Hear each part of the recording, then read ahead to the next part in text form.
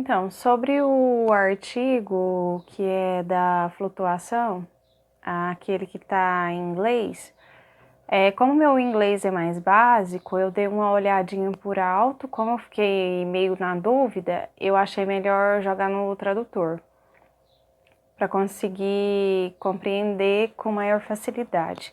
Mas pelo que eu percebi aqui, faz tipo uma aprendizagem, como se fosse uma modelagem, né? Então ele faz uns experimentos aqui que é mais pro ensino médio e pro primeiro ano de física, né? E aí ele fala que tá ligado também aqui a parte de científico e prática de engenharia, né? Foi o que eu entendi. E ele traz aqui como se fosse um processo de aprendizagem ligado a não entregar o conteúdo pronto para o aluno, né? Porque, pelo que eu entendi aqui, eles levam o experimento para a sala de aula e aí, a partir desse experimento, ele coloca os alunos em dúvida, né? Então, como eles estão em dúvida, eles vão começar a se questionar o porquê que aquele evento está ocorrendo, né? No primeiro tópico aqui, que está escrito Envolva-se, ele fala de um experimento sobre força de empuxo, né?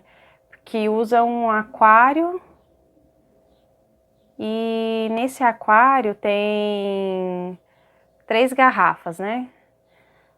Duas que são consideradas normais, né? Que é da Pepsi, e a outra, a terceira lata, né?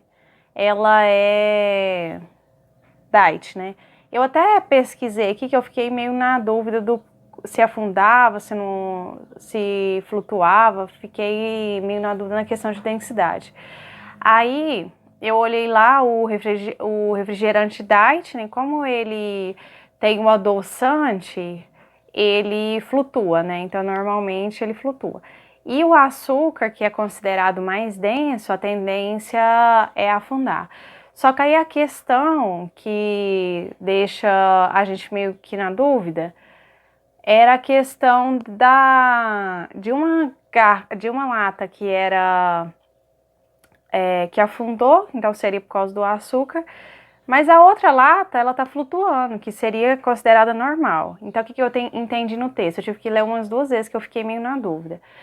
Mas é porque ele deixou o ar, né, em cima, naquela parte de cima da lata, colocou ela com cuidado para não entrar água, então aí ela ficou flutuando, porque aí tem um ar ali e não entrou água. Então, basicamente, ela flutua por causa disso. Porque se você não colocasse com cuidado, ela ia afundar por conta do açúcar, né? Que é mais denso e provoca a questão da força-peso, né? É maior do que o empuxo que tá por cima. Basicamente é isso do primeiro tópico, foi o que eu entendi. Na seção 2 aqui, eu observei que ele fez uma experiência aqui, repartiu a imagem da garrafa, né? Dividiu ela, fez algumas divisões aqui de 1, 2, 3, 4, né? Na questão do volume. Aí ele fala aqui sobre peso real e peso aparente. O peso real, né, o valor da massa ali do volume, né, do líquido, né, dentro da lata, que seria o peso real, né, que ele coloca ali como volume. E aí ele traz o peso aparente, que seria quando você coloca a lata de refrigerante dentro da água, né? E aí nisso ele calcula. Ele usa até aquela balancinha que o pessoal usa até para medir questão de peso de carne mesmo. Ela é uma balancinha bem prática, pequenininha assim, ó, bem legal.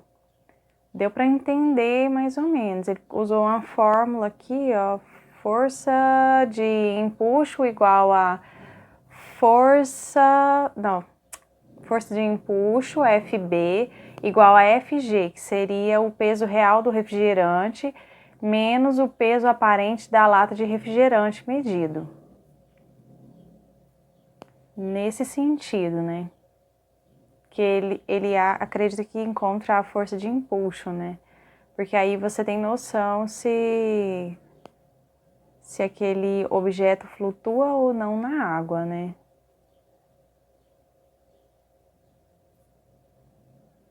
Então, só não entendi muito a parte que ela colocou para aqui, a abertura, guia de abertura do topo de 90 graus, eu acho que era isso.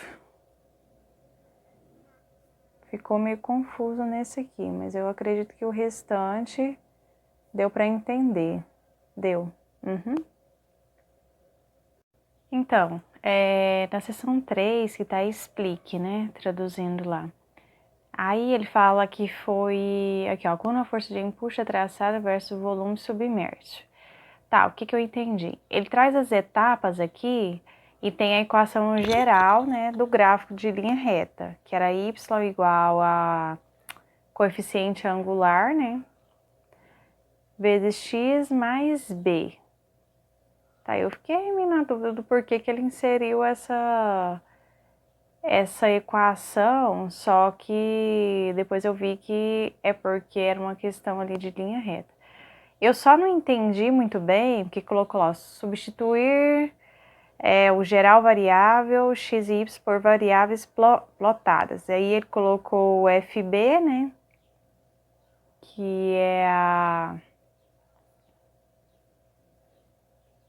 Como é que é o FB? O FB que é a força de empuxo, né, igual ao coeficiente angular, que é o M, vezes V mais B. Tá, legal.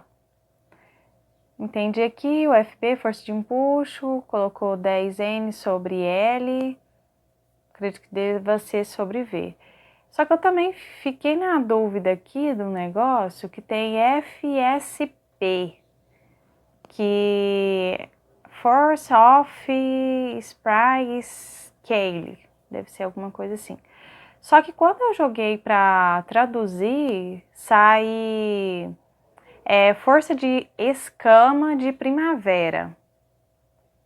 Aí já foi uma força ali que eu não entendi, porque ela parece que tem a força de empuxo, e tem uma que ainda puxa meio que para cima, e aí depois a força peso real, né, da lata.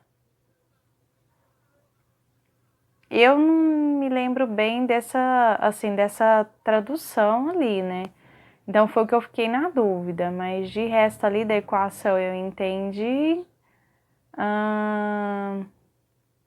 Aí ele fez a tabela, né? Eu vi lá volume submerso. Aí tem.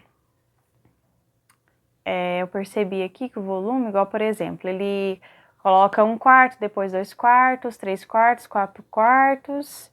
Aí volume submerso, né? Conforme ele vai afundando, volume submerso. O volume submerso de oncas, alguma coisa assim. Ele vai aumentando. O volume submerso ZU também vai aumentando as escalas. Aí no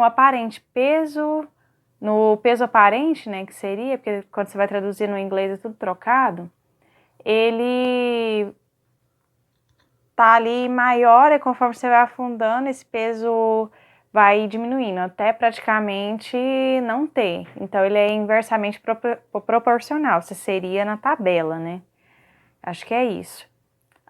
E a força flutuante, ela vai aumentando.